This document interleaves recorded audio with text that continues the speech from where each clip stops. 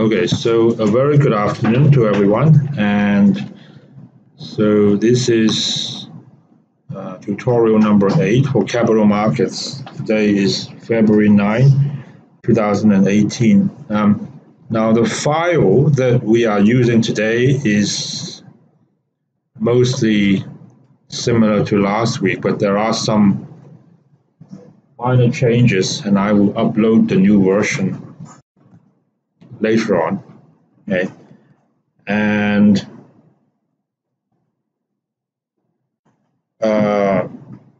I got lots of, I think you guys should try and pay attention today. I got lots of interesting things to share with you. And in addition, so the material for today, and also ever since we finished off with Rose case, so the three tutorials, the material would be part of the quiz that we will have when you come back on February 23. Okay, so last time we talked about ISDA, and I gave you some background, and I think we got up to like termination events and cross default. So I'm going to pick up from there. So we will do a quick recap, and I will talk about these other things. And also, I want to go through a couple of key concepts. One being Credit Support Annex, or CSA, and the other one is netting. So by the time you walk out of here in 90 minutes, I want you to have a pretty good idea of what these things are. I can guarantee you they will be useful for you, and if you are actually interning at a bank, perhaps you have actually come across these ideas already. Okay. Okay, and just by way of housekeeping, so this is the 5%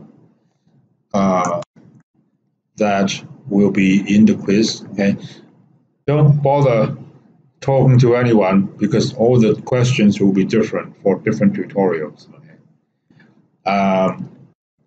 So right now we are, where are we? We are here. All right. And the next time we meet will be, well, tomorrow we see Chris Lee, but the next time you and I will be 2 weeks. So technically that is next year, Chinese year. And then the whole course comes to an end the day after. Okay. And now the next, so obviously the next lecture is tomorrow, but the one after that, 24. And for you guys, next tutorial is 23. So T4 is 24. Don't worry about this part. We are still trying to organize for a guest speaker. Not sure how that's progressing. And the course comes to an end on February 24. Okay.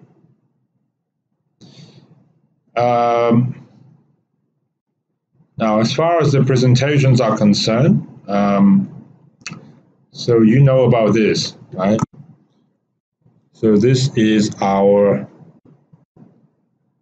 agenda for tomorrow. But next time, so for class A, so group 6 will present on molecular genetics. Are there any people from A6 here? Okay, so consider yourself notified, please. A2, anyone? No one is from A2. I actually met some people from that group earlier. Okay, how about B number 8? No one is from B8? What about B2? Nobody? Okay, anyway, I met some of them in the other tutorial, so everyone knows. Okay? So you have all been informed. Okay? I think you know how to play this. Okay. Let me just do a very quick recap for you on ISDA documentation. Okay, so this is just following from last time.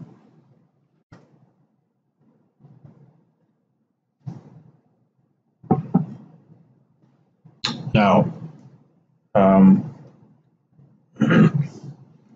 so what is ISDA documentation? Can someone tell me? This is for the participation. So anyone who can correctly answer the questions, I let you scan this thing. So who knows what ISDA stands? Not what it stands for, but what is it? Anyone?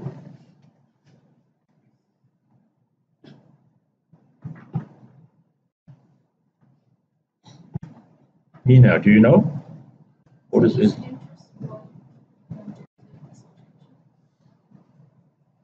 International swaps and yeah, but what is the documentation? What is it? Like a documentation for clarifying some clauses between the two parties. Yeah, and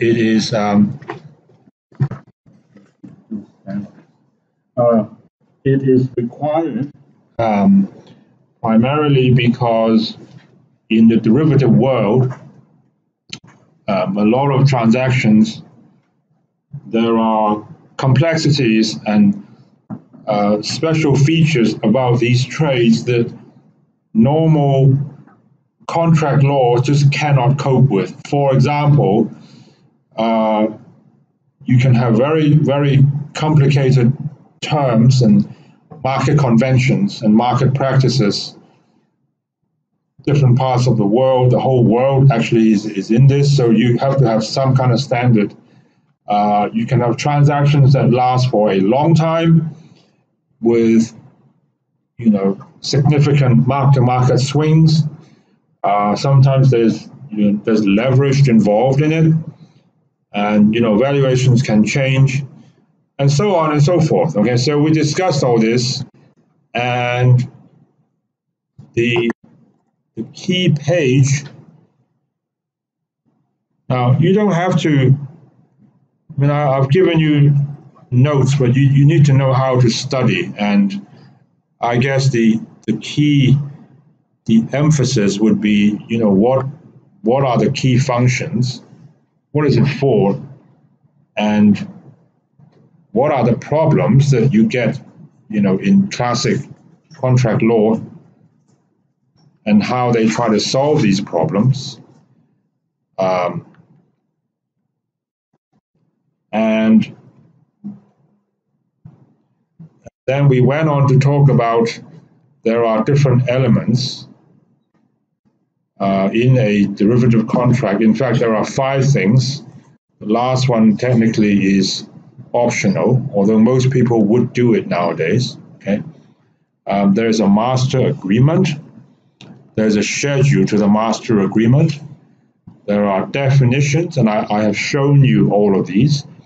Then there is the deal confirmation, and then there's the CSA, which today I will talk about with you. Okay. Not static.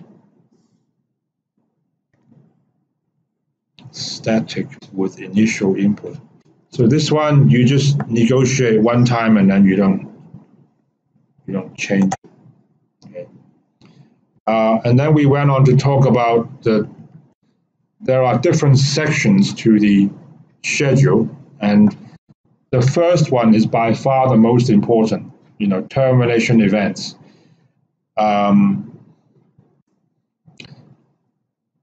And that simply means, if you are in a derivative transaction with someone for 30 years, that is a long time, and you just never know what's going to happen to that customer. If you are a bank, you don't know what's going to happen to them, in the next 30 years. And these termination events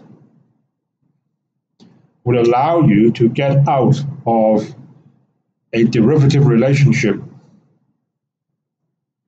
if you need to, under some circumstance. Okay, now, so first let me explain to you what does it mean by getting out.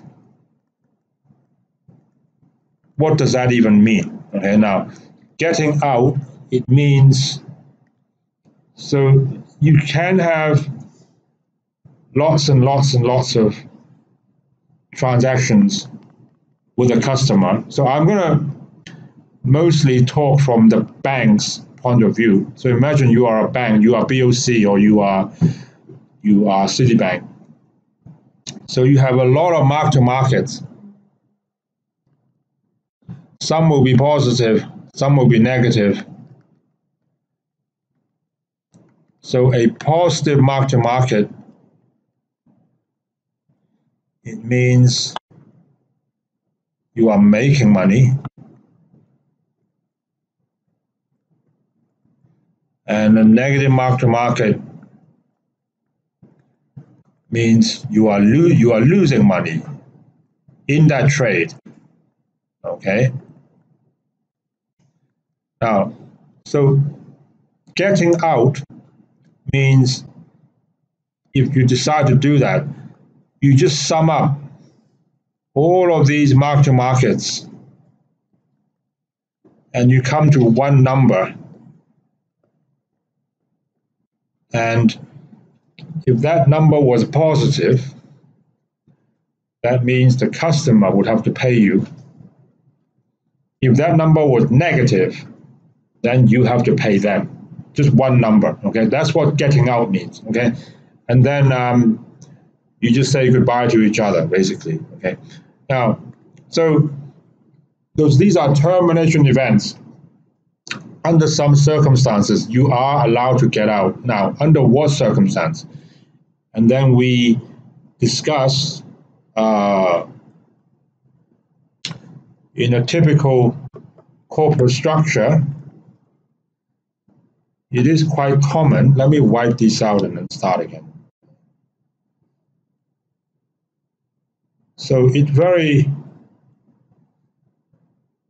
often it happens that a multinational or a big conglomerate can have a lot of different subsidiaries. So here you have, this is for General Electric. So there's aviation, there's energy management, there's oil and gas, power and water, transportation, and there's GE Capital. Okay. Now, quite often you have 1,000 different things happening at different parts of the company, but when you sign an ISDA, there will be a centralized party, and it's likely to be GE Capital because they are the one for treasury management. That's as the name would suggest. Okay, so if you were BOA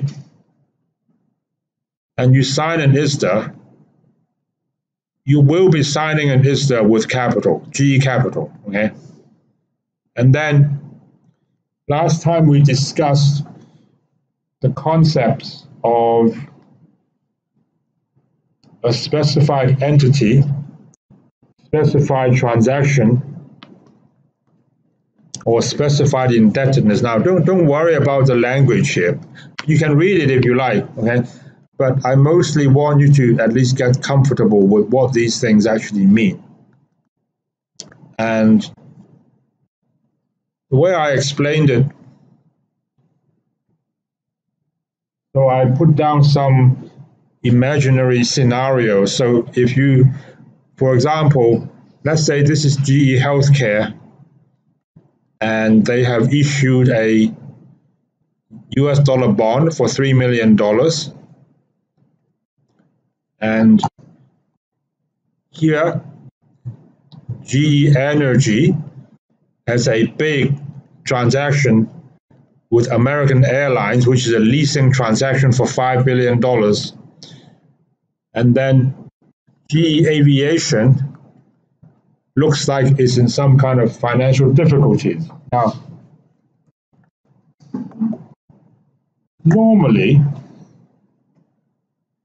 if you are BOA and you sign an ISDA with GE Capital, and you know there are all these other things happening elsewhere,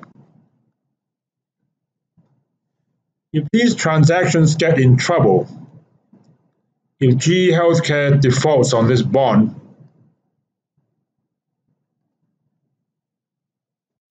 what can you do? You are BOA. What can you do? The answer is nothing. There's nothing you can do because your contract with this company is facing GE Capital.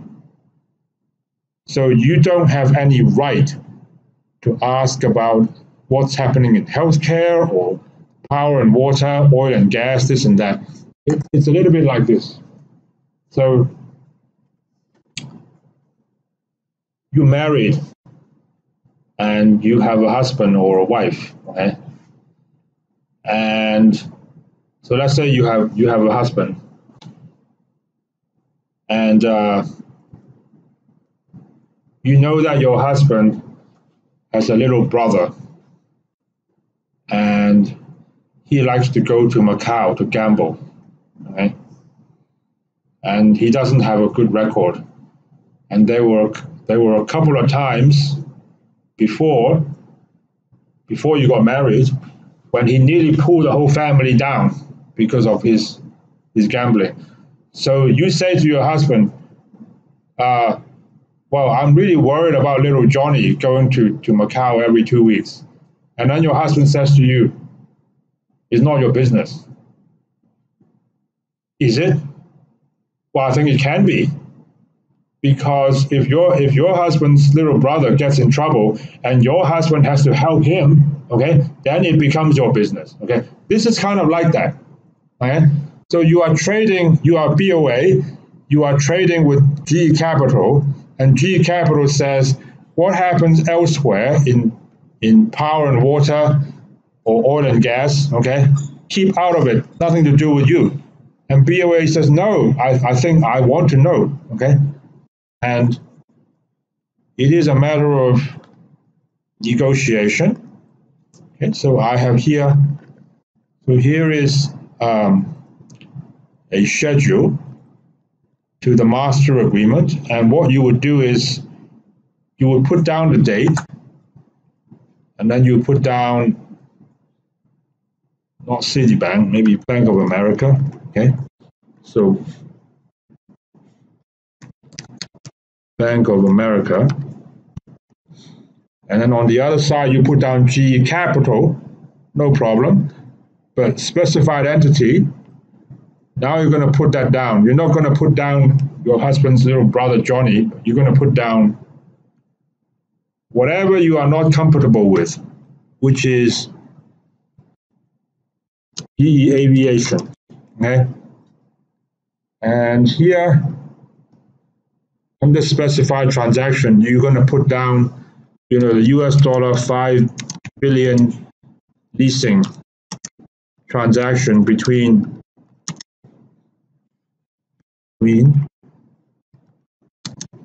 GE Oil and Gas and American Airlines, okay? So the moment GE defaults on this trade, you can take some action, okay? Now, specified indebtedness, you can put down GE Healthcare, US dollar 5 billion bond due, I don't know, 2024, whatever, okay? That's it. That's it, okay? So I think this is where we got up to last time, okay? Everyone is okay with that? Now, let me now take it to the next stage, okay? And so we talked about default. Under what circumstance do we say that you are in trouble? Well, when you default, or when there's a cross default, when there's a bankruptcy, or when there is what's called CEUM, credit event upon merger. Do you remember what that is? A credit event upon merger. This is, so originally you are a bank, and you sign, let's say, an ISDA with Cathay Pacific, the airline. And then one day, Cathay Pacific got taken over by, bless you, Galaxy Entertainment. Now, these guys are in casinos in Macau, okay? So you can say to Cathay Pacific, excuse me, when we signed the ISDA, I knew you as an airline. Now you got taken over by somebody else, and I don't know what they do. I just know they're not in the airline business, and I'm quite uncomfortable taking your risk, knowing you just got taken over by somebody who is in a completely different business. So that would be called a credit event upon merger. You haven't defaulted on anything. It's just you become someone, and the risks are quite different. So I am allowed to get out in that case. Okay? That is a CEUM. And now, of all the things that I have been telling you, actually cross default is probably the one which is the most heavily negotiated item in the ISDA.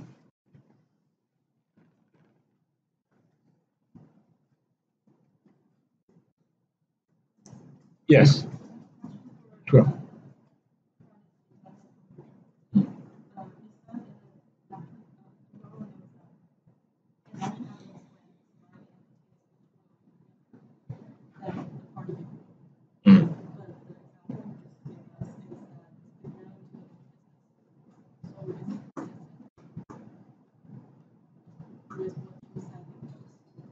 Okay. Actually, well, I gave a colorful description to you. CEUM normally applies when there's been a merger or when there's been a takeover. Okay, it can apply if the nature of your business is completely radically changed, or when the party taking over actually, when the overall credit risk is changing. In other words, okay. But the one that I gave you actually is a more accurate description. The one in the notes. The one in the notes. Okay. Thank you for asking that question. Okay. Now, like I said, can you do a scan, Nina? Give yourself another point.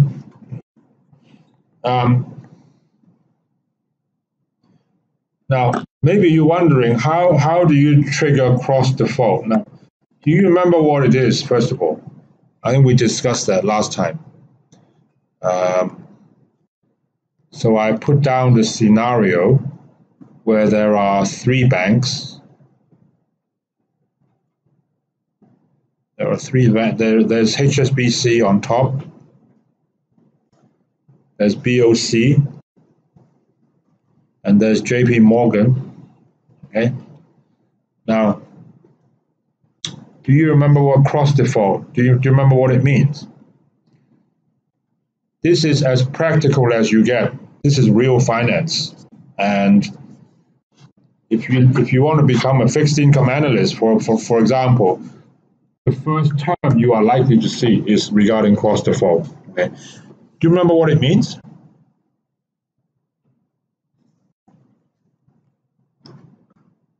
Now, cross default is a label that you give to a certain bond or a certain transaction or a certain loan. So it is specific to that transaction. So here I am saying that there are 3 loans that have been made, one by HSBC, one by BOC, and one by JP Morgan. And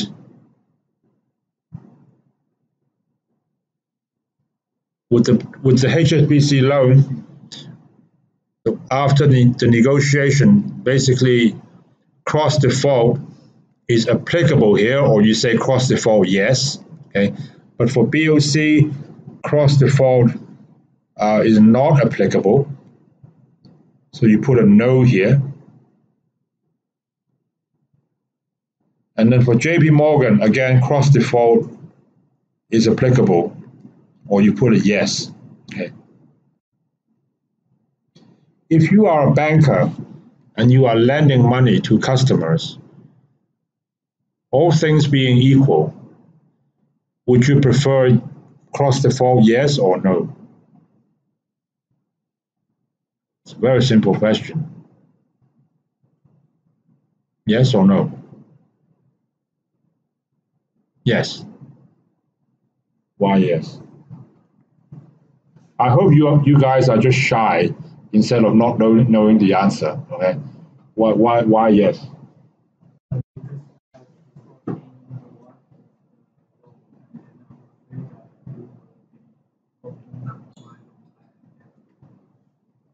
Because it gives you far more flexibility. If someone defaults on your neighbor, you are already covered. In this case, that would be JP Morgan, right?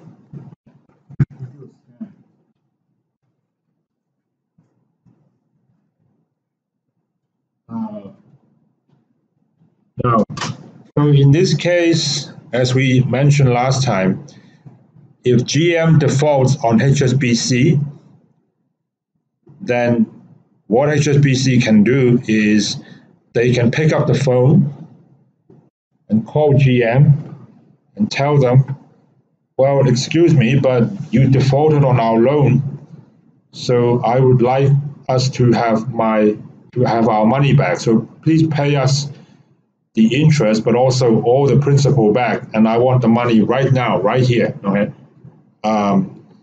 it's called accelerating payments. Okay, so they can do that, and then the moment they default on HSBC,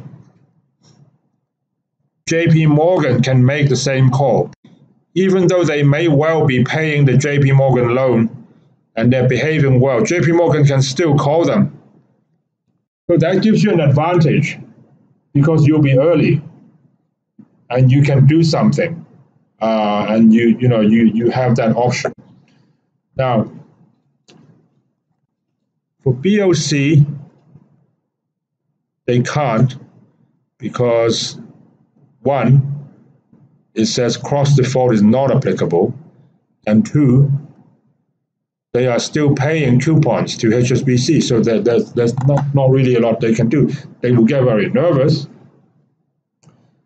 They will hear about the default to HSBC in the market. Okay, you cannot hide these things. People would know. It'll be in the papers.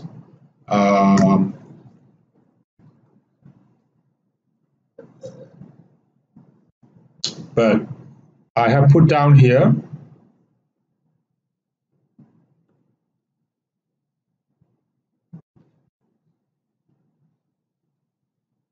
another concept called cross acceleration.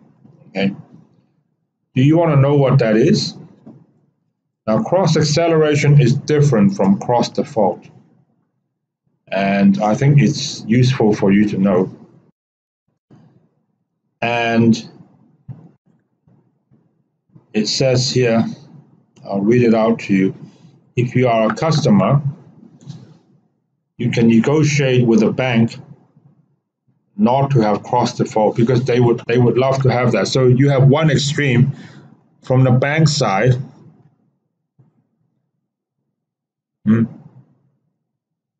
They would like to have cross default. Yes. If you're a customer or you're a borrower, of course you want to have cross default not applicable. That's what you want. So there's always a struggle between the two parties. What you want is what they don't want. And cross acceleration is a kind of compromise in the middle. And I'll show you what that is. Okay. Now, you go back to this scenario, and I told you that General Motors actually defaulted on HSBC, and they are about to receive a phone call from HSBC.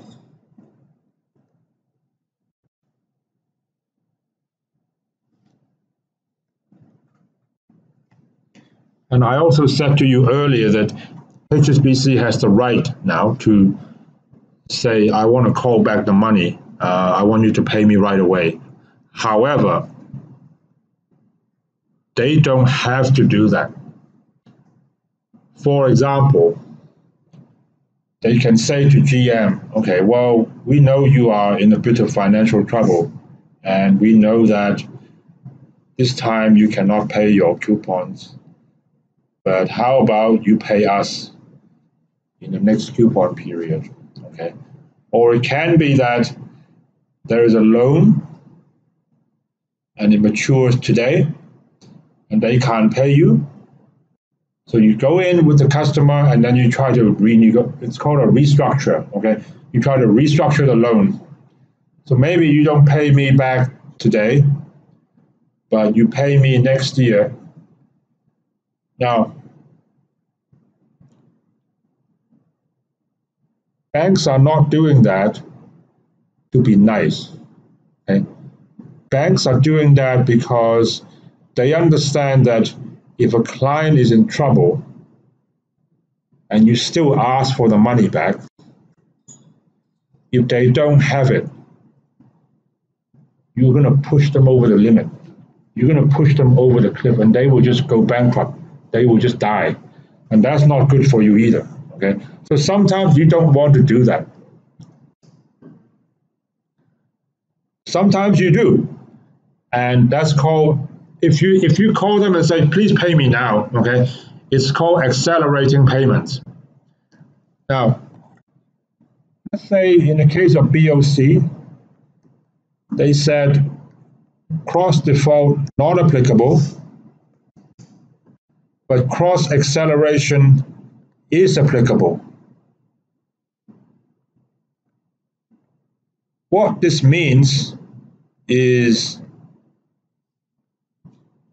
if GM defaults on HSBC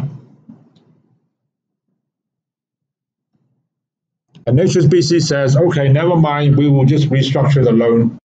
I'm not going to accelerate the payments. You know, you can just take your time. If HSBC does that, then BOC can't do anything, okay?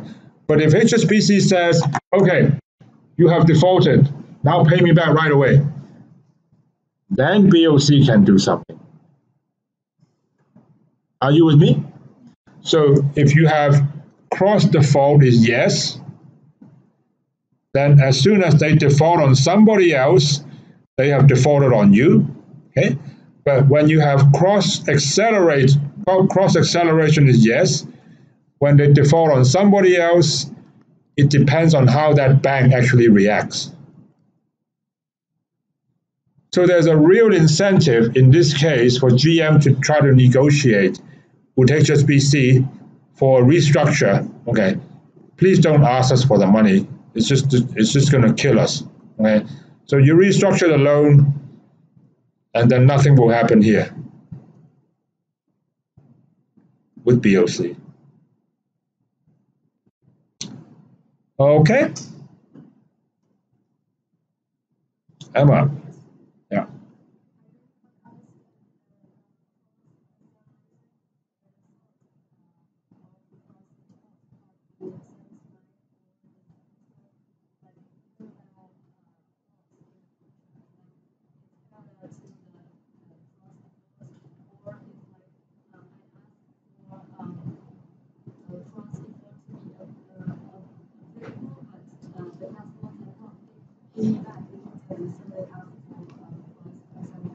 I understand. Now, if you are BOC and you make a loan to a customer, you can choose to have cross default, yes, or cross default, no, right? Now, simultaneously, you can choose to have cross acceleration. These are two separate terms. Okay, so cross acceleration, yes, or cross acceleration, no. So in the loan documents, it would actually say cross default, and there will be a yes or no for you to choose. And for cross acceleration, there will be a yes or no for you to choose. However, if cross default was yes, you don't really need to worry about cross acceleration. Okay. So here, as long as cross default is chosen to be yes, who cares about what the other bank is doing? Okay, because cross default already dominates. Now, it is actually when you choose cross default is no, then cross acceleration can become relevant.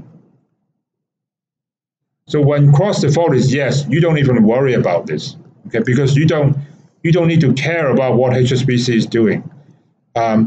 So if cross default is no and cross acceleration is no, that's when you are most exposed.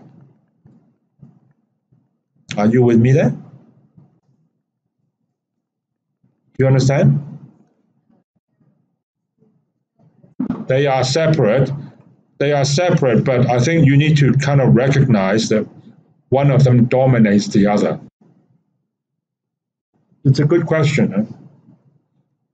Where is that participation? Can you get? Thank you. Do you all understand her question? Do you understand my answer? Yeah.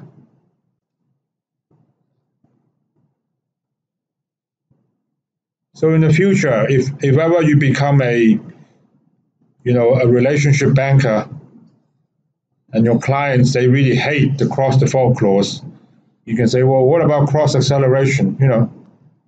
Is that acceptable to you? Okay.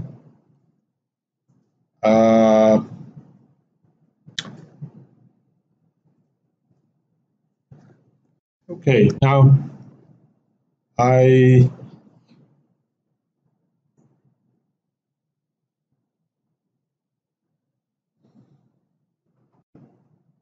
Mina, I should actually be more precise when I was talking about Cathay Pacific being taken over by Galaxy Entertainment. So it's not just the nature of your business has changed, but also you become a riskier counterparty. That's the point. That's the key point to make here. So thank you for the reminder. Okay. So it proves that she's reading it. Okay. Now these, there are some other termination events. These are optional. They are not always there, but I think they are interesting and they are easy for people to understand. For example, if your counterparty was downgraded to a certain level, so it could be sub-investment grade, then you tell them, well, in that case, I want to terminate all our trades, okay? Or it could be you sign an ISDA with a hedge fund and the NAV declines substantially, so you are worried. Are they getting too small?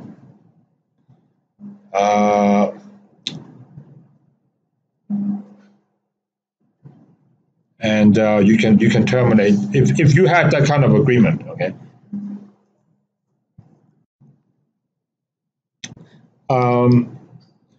Now, tax representation isn't actually too important for our discussion today.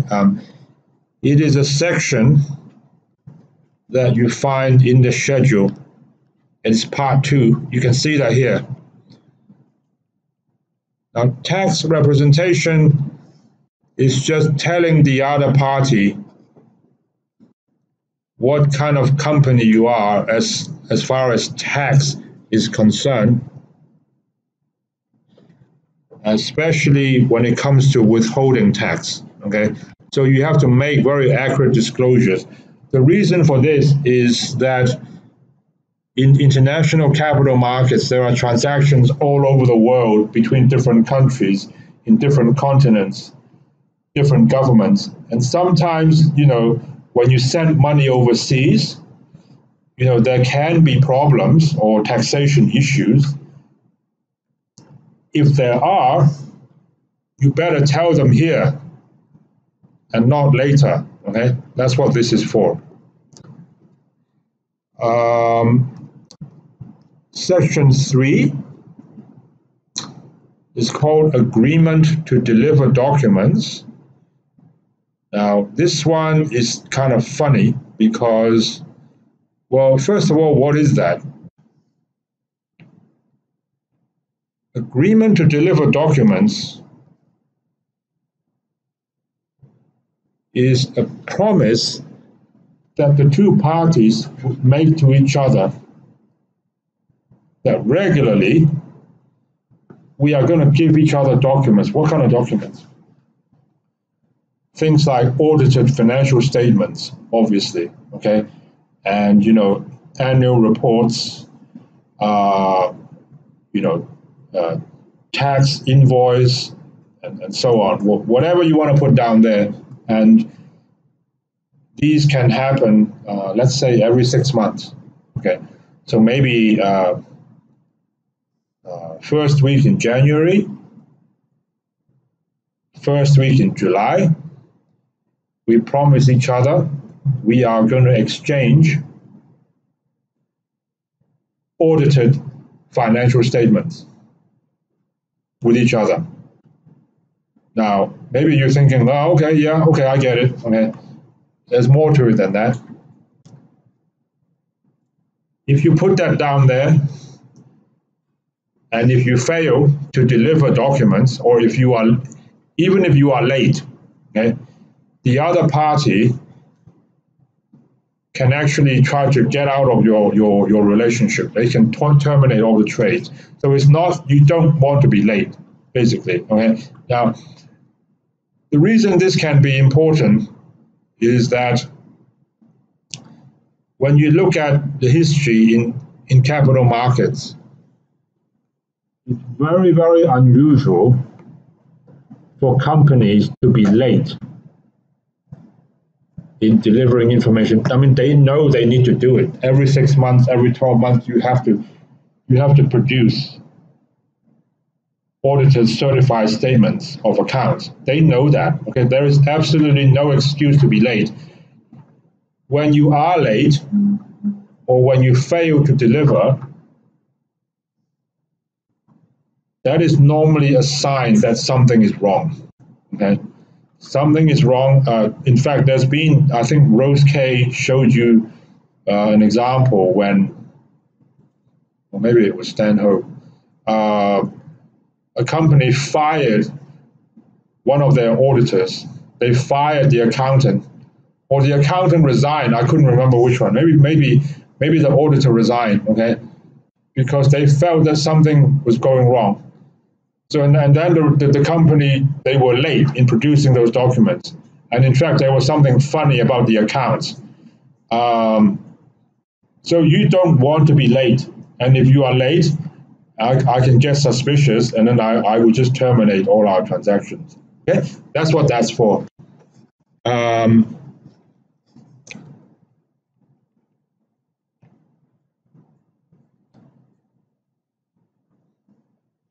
It's a little bit like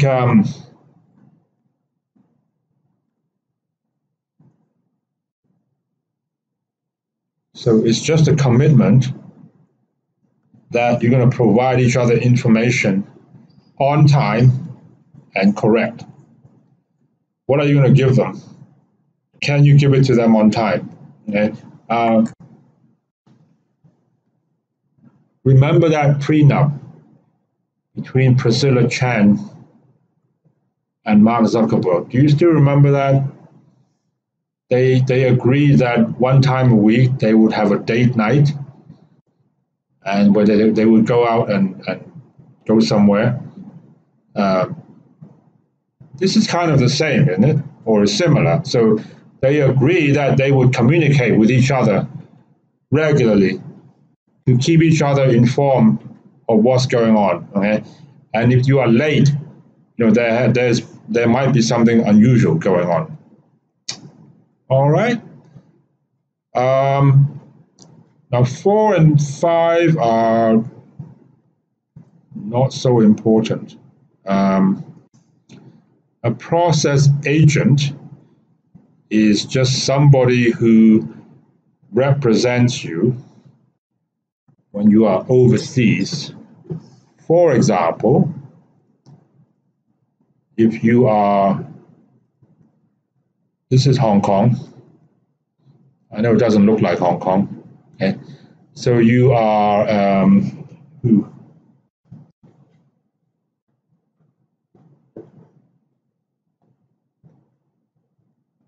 You are Tencent,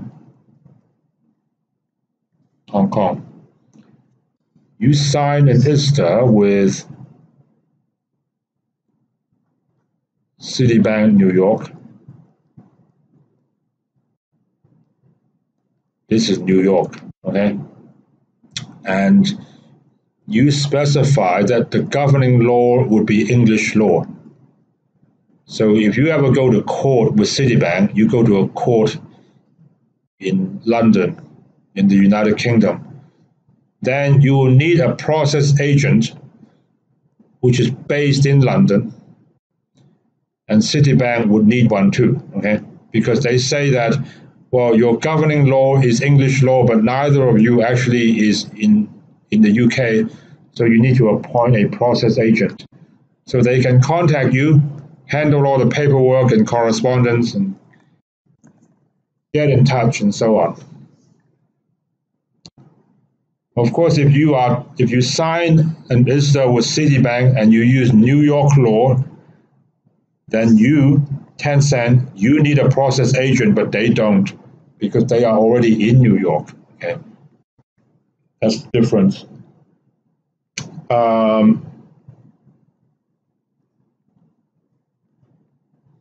So you just need to, I've explained to you what it is already. Okay, now calculation agent is fairly simple. So they work out things like, what is LIBOR, or, exchange rates that you use, or swap payments, calculate the coupons and this and that. Okay, that's a calculation agent. Normally the bank does that. Okay.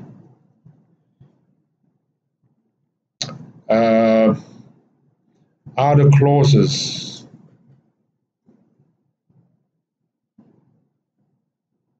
Now I do want to talk about netting, and I do want to talk about another idea called CSA, and then I can let you go after that. All right. I'm going to talk about CSA first. Now, CSA stands for Credit Support Annex, which, as you may recall, is one of the documents in the ISDA package. And we say it's optional, but these days most people would do it, so it's practically not optional. And the actual document looks, I have a copy somewhere. Is it this one? Yeah, it looks something like this. Okay, so ISDA, credit support annex to the schedule to the master agreement. Okay, so you have a master agreement, you have the schedule, and then you have a CSA. Now, what actually is a CSA?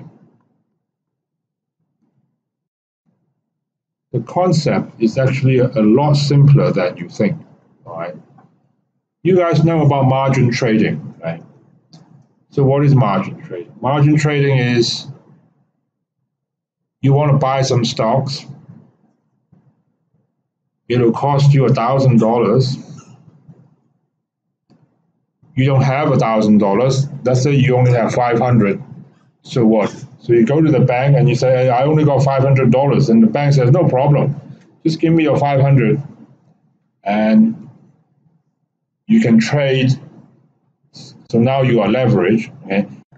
But the moment you have losses, they will ring you up and they'll say, please top up your margin. Okay?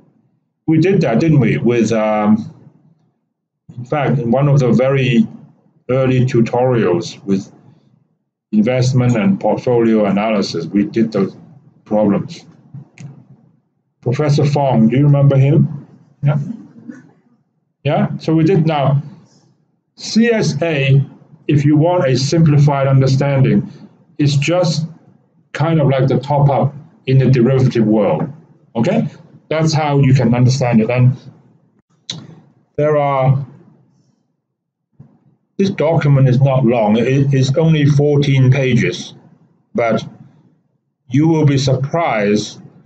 14 pages, not even 14, this page is practically blank, can save you a lot of headaches, make you sleep a lot better, and potentially can be relevant to billions of dollars in derivative transaction. Okay, now I will explain to you how this works. If you want to understand the CSA, you really only need to understand two things. The first thing is called the threshold amount.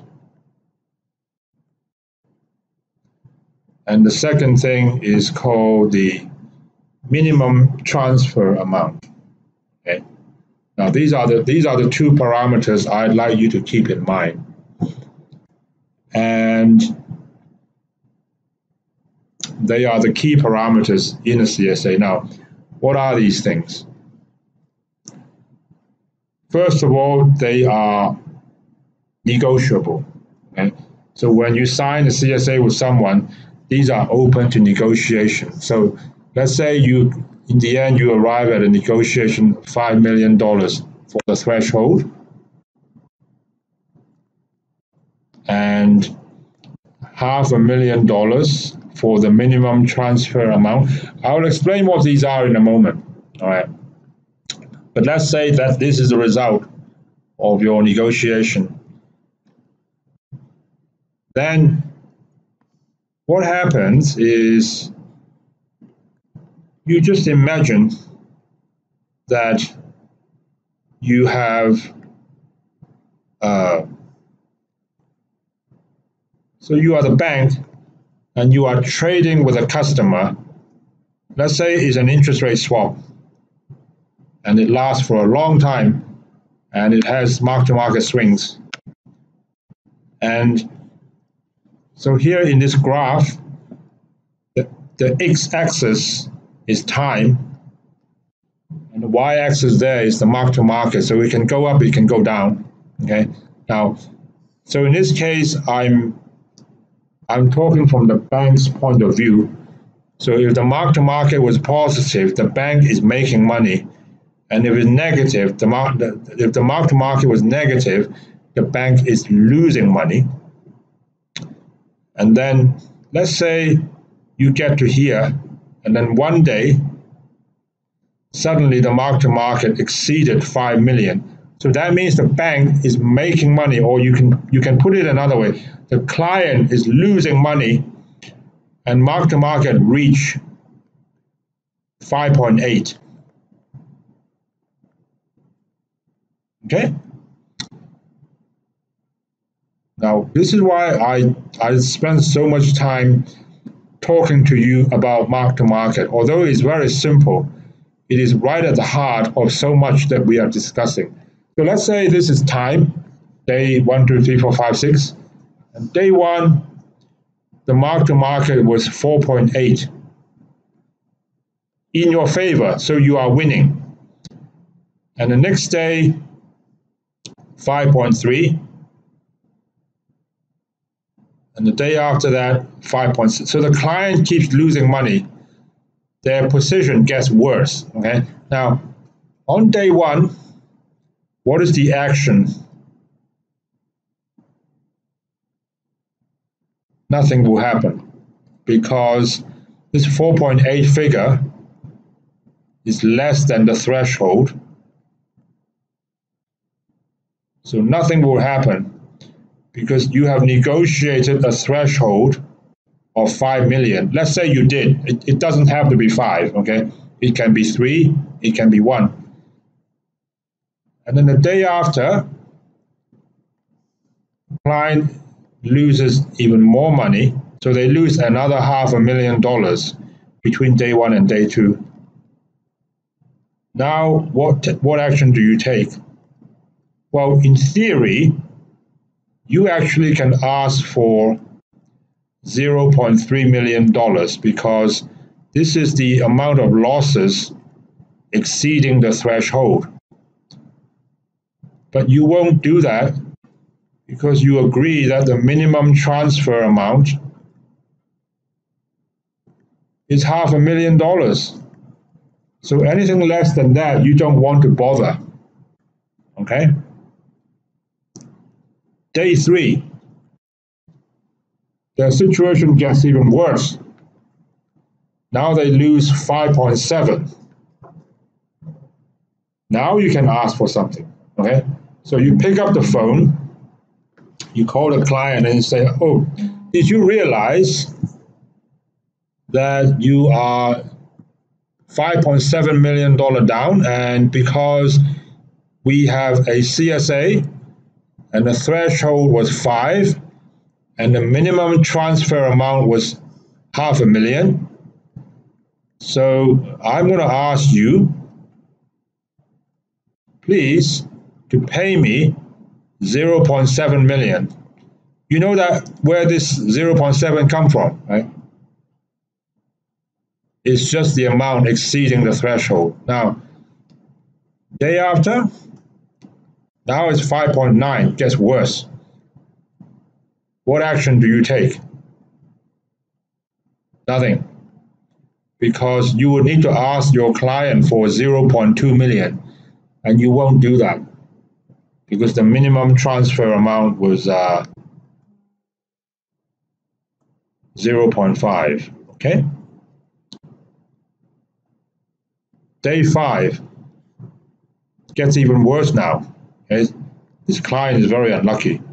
So now they are losing $6.3 million. Now what do? You actually can ask for 0.6 because the amount of money exceeding the threshold is 1.3. They already gave you 0.7. So you can ask for another 0.6. Is everyone okay with that? Now let's say their situation actually improved. So things don't always just go one way. So the day after, their mark-to-market was a bit better. The client, that is. Okay? So they're now losing $6 million. You can, pay to the customer 0.3 million, but then you won't. You won't do that because that's less than the minimum transfer amount. Okay?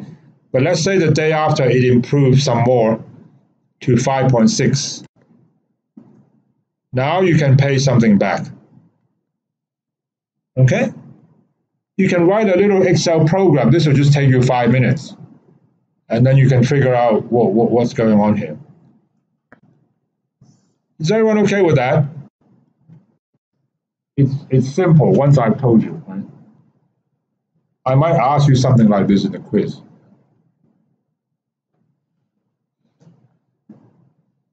But the numbers will be different.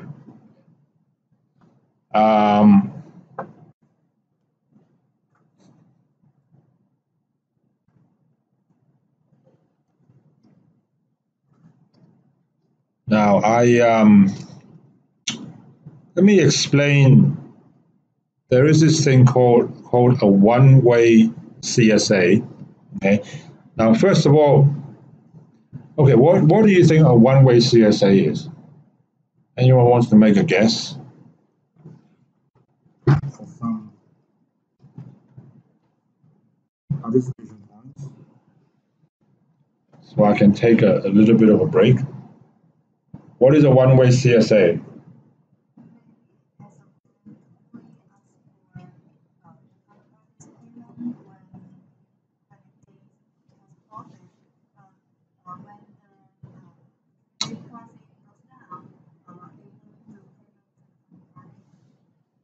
Very good. That's exactly what it is. Okay. A one-way CSA would be if I am. Where's that scan sheet? Can you give yourself 2 points? Let's say I'm a big bank. So I am BOA and I'm dealing with a very small customer and they want to sign a little bit like that little video I showed you. Okay? Those two guys. And I want to sign a CSA, but it'll be a one-way CSA. Okay? And then the customer asks me, well, what is that? Okay? That means if you are the customer and you are losing money when you trade with me, you have to pay me collateral. You have to pay me the margins. But when I'm losing money, I don't pay you. Now, it sounds very unfair. That was the reaction of somebody this morning when I told them that. Fairness has nothing to do with this, okay? It's all about bargaining power. If you are a big bank, there's a small customer and you know that they can't go anywhere else, or you don't care if they go somewhere else, you might do that, okay? It will be benefit to you because it's one way. You will only ever receive money. So if you trade with a client and they blow up and they are losing $15 million, you ask them to pay you. And as long as the money is in your account, maybe you don't care that. You don't care as much. If they go bankrupt, so what? They already paid me the mark to market. Okay, that's the logic behind it. Now, maybe you think, well, it's kind of mean, isn't it? But I tell you, these big banks, doesn't matter how big you are, you can be JP Morgan, you can be UBS, they get a taste of their own medicine, so to speak, when they go to see someone like PBOC or SAFE or Hong Kong Monetary Authority or Monetary Authority of Singapore, Bank of Korea, Bank of Japan, those central banks, okay, BIS. So those banks will say to someone like JP Morgan, okay, you want to sign an ISDA? Yeah, but we prefer a one-way CSA. Right? And JP Morgan might say, oh, you mean when you have losses, you pay me, and when I have losses, I don't pay you? They will say, no, the other way around. Right? A central bank would do that. And these big banks will have no choice if you want to deal with the central bank, because they don't trust you. Okay? So it's the same thing. So that happens, I guess, when the relative bargaining power between two parties are not equal. Okay. All right, now, okay, there's one more thing I want to say before we leave this topic. Now, I said to you that the threshold was 5 million and the minimum transfer amount was 500,000. They don't have to be. I already said it's negotiable. Okay. Now, let me ask you this. And this has got nothing to do with any theory. It's all about common sense. Okay. If you are the chief credit manager of a bank and you want to be super conservative, you want to protect your bank in the best possible way, what numbers do you set for these? So you're going to tell your sales and traders, okay, whatever I say, you follow. Okay, what numbers are you going to set for the threshold and for the minimum transfer amount? If you have a choice, you can say anything you want. You are the chief risk officer. Okay.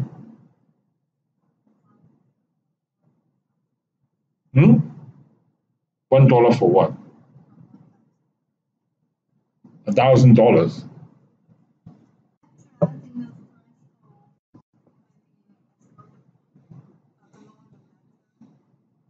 Very good. She has a bright future.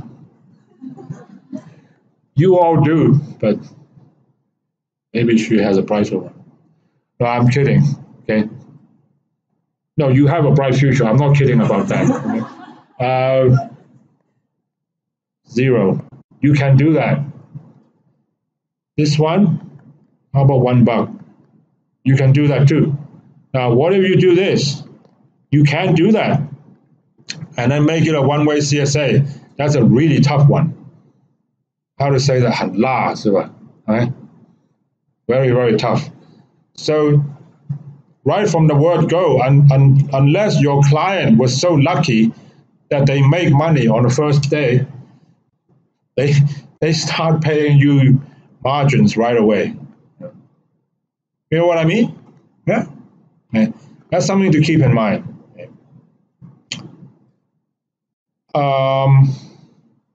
Now we have about 10 minutes, 15 minutes, and I'm going to finish off talking about netting.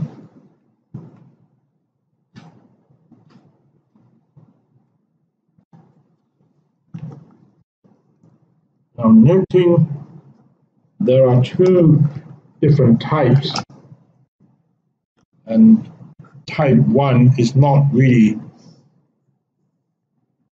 so exciting, which is what I call operational netting. Type 2 is far more interesting, and it's sometimes called close-out netting. So operational netting, yes or no, and then close-out netting, yes or no. Right? You can choose that when you negotiate the ISDA.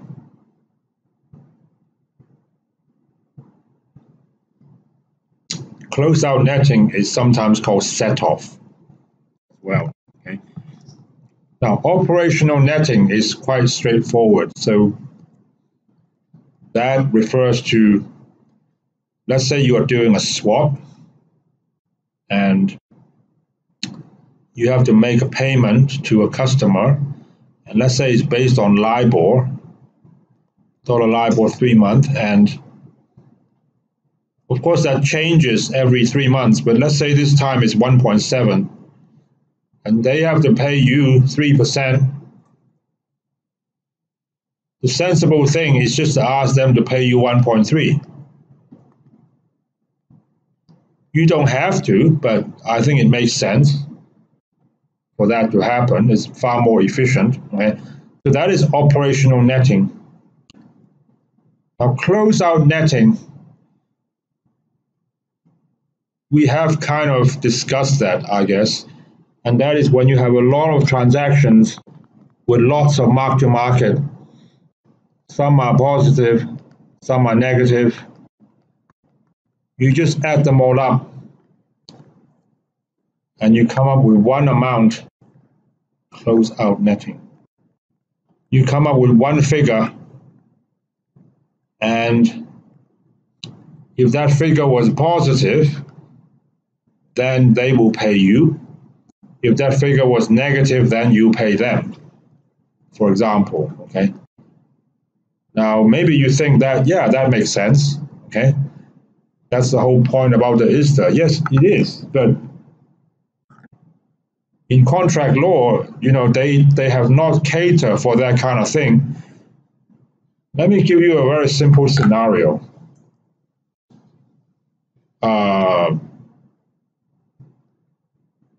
Imagine this, okay?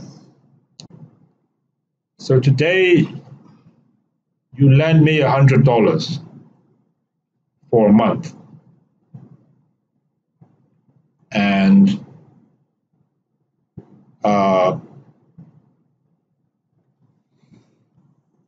let's say tomorrow, I lend you $70. Now, these are two separate transactions, okay? So I'm not paying you back $70. I lend you, maybe I can make this better, okay? So today you lend me how much? $100,000, okay? So tomorrow I lend you my car, which is worth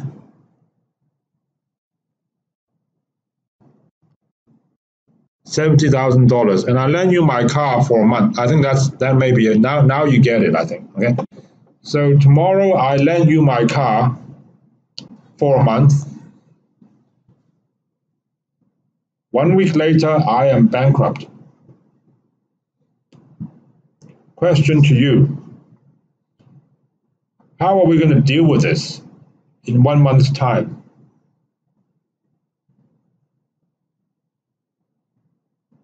How do you think we should deal with that?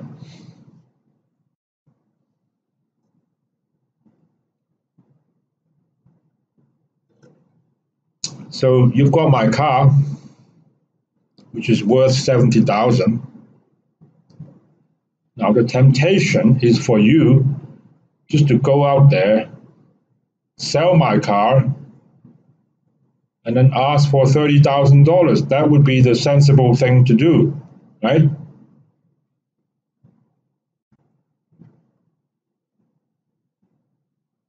Actually, in contract law, you can't do that because this is transaction 1,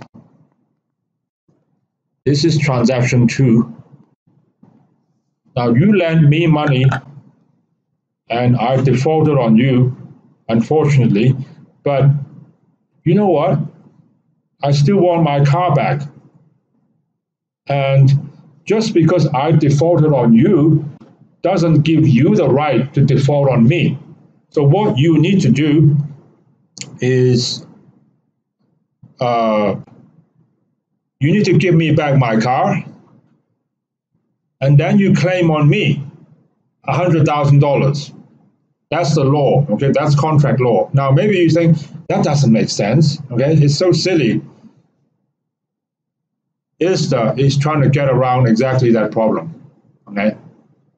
So they will try to net things off, things that you owe me and things that I owe you, so we only settle on a net amount. You may think that should happen naturally. It does not happen naturally, okay? In ISDA, you have to specify that. Now, I've got a pretty cool chart here to show you. Let me just wipe out all these stuff. Now, the way you read this,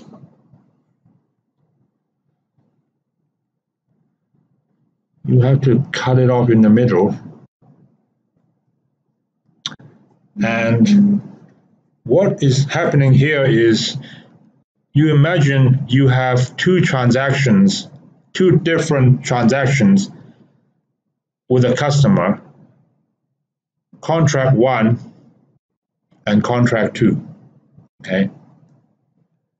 Now, the things that you worry about, so in this graph, I guess the x-axis is time,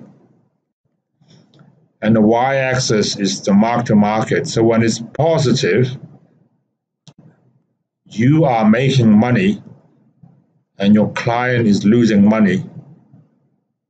And when it's down there, you are losing money, and your client is making money. The thing is, as a banker, you get into the habit of worrying about what is my worst case. Your worst case is always this. Your worst case is you wake up in the morning and you found out your client has gone bankrupt. Okay? Now, if it was like this, and you don't have any netting, so no netting, okay? If you were here within this period of time, that means for contract 1, okay, so the client has to pay you because you have a positive mark-to-market. And here, you need to pay the client. If they go bankrupt and you need to settle, this is what would happen, okay? So whatever you need to pay them, you need to pay them. But what they need to pay you, well, they haven't got any money, okay? So it's kind of like this example I was describing to you about it, okay? There's a saying in English that two wrongs do not make a right. So if they default on you, it doesn't mean you can default on them, okay? So as far as this short period is concerned, from here to here, if you are a banker, this is your exposure. This little triangle, this little pyramid, okay? Now you get to this period here. So now for transaction 1, the client doesn't have to pay you, okay, because you are losing money. But for transaction 2, you are winning. So now you worry about transaction 2 instead of transaction 1. So that takes us over to this chart here.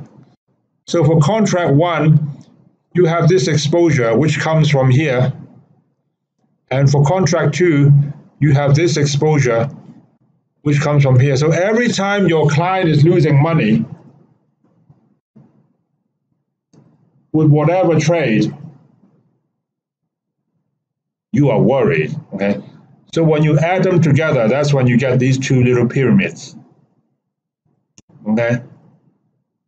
Now, if you have with netting, if you have netting,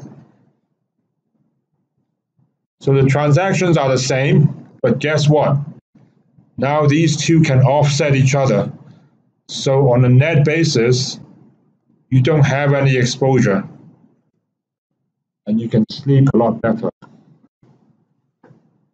knowing that whatever happens to your customer, you don't really care. Is everyone okay with that?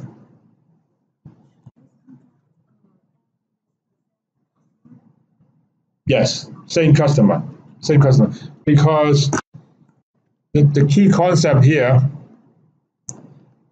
is the concept of counterparty risk. So thank you for asking, you are talking about the same customer, okay?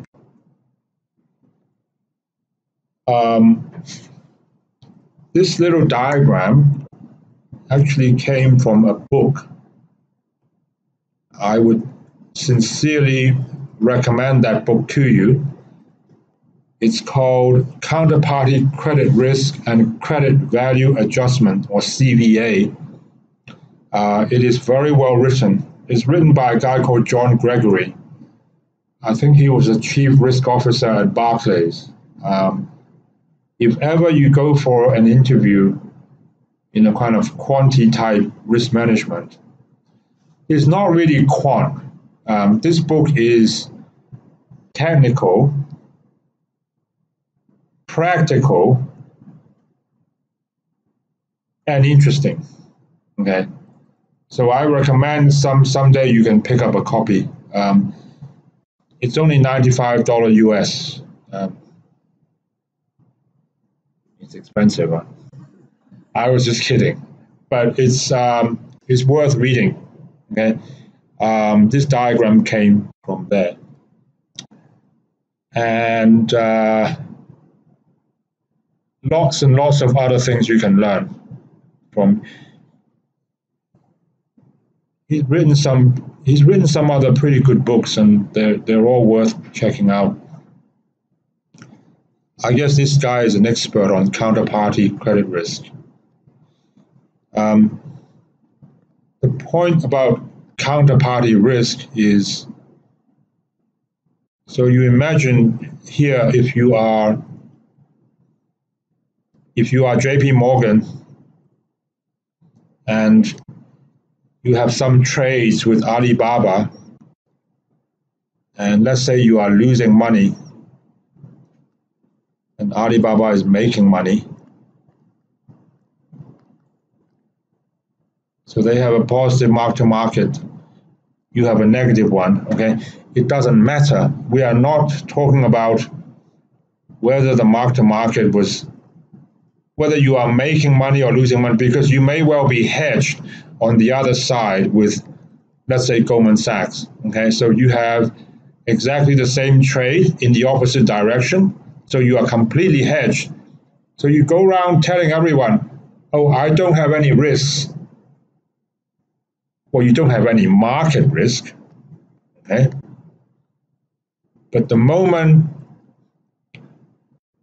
if Goldman Sachs actually goes bankrupt, you're in trouble. You meaning JP Morgan, because they own you $50 million. You thought you were winning. You're only winning if this guy is still around, okay? Lehman was precisely that problem. When they went bankrupt. And I still remember that day very clearly. It was September the 16th, 2008. It was a Monday morning after they went bankrupt. And it's the kind of thing that only happens once in your life. Well, not even once in a lifetime. Some people, I mean, they survived for 200 years. They survived World War I, World War II. They survived 9/11, but they didn't survive the subprime crisis. And so I remember we went into the office with BNP at the time, and the first thing we did before we even had a cup of coffee was to calculate all the mark-to-markets of the trades we had with Lehman Brothers, and there were a lot of them. So we calculate all the mark-to-markets, we add them up, and we wanted to know in that closeout netting or that set-off whether we have to pay them or whether they have to pay us. Which one would you prefer? You have to pay them. Very good. You guys are you're getting it. You much prefer because in this planet that we are living in, okay, it's always a hell of a lot easier to pay someone than to ask someone to pay you. It's very hard to get someone to. Do you realize how hard it is to get someone to take out their wallet and pay you? It's not easy. Okay. So we found out, okay, we had to pay them, fortunately, okay? And then the head of global markets said, okay, now we can relax. Let's go and get some coffee, okay? But that was the number one concern. And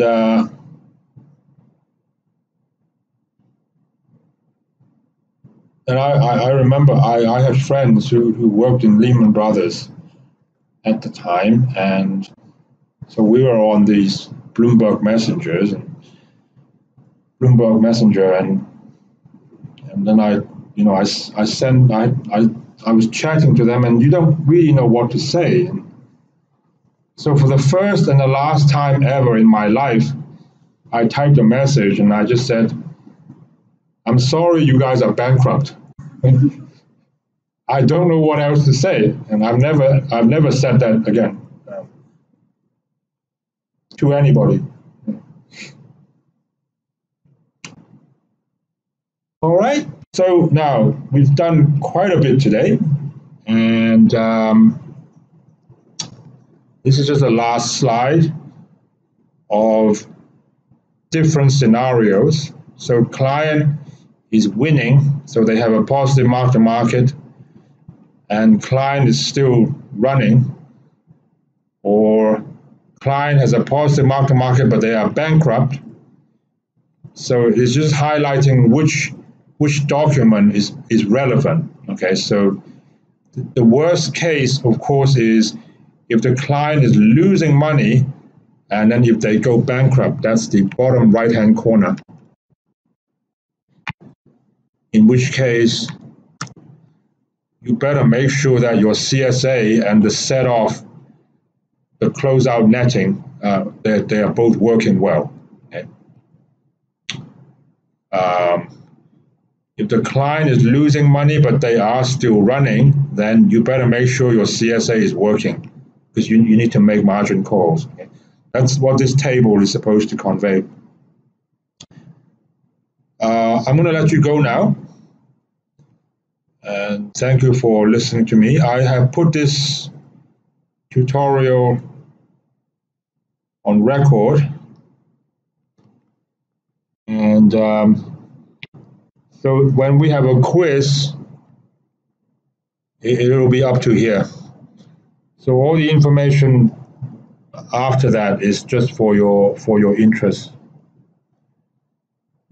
We might talk about that for the last section, the last tutorial, okay? All right. So thank you for listening to me, and I wish you a very nice evening ahead.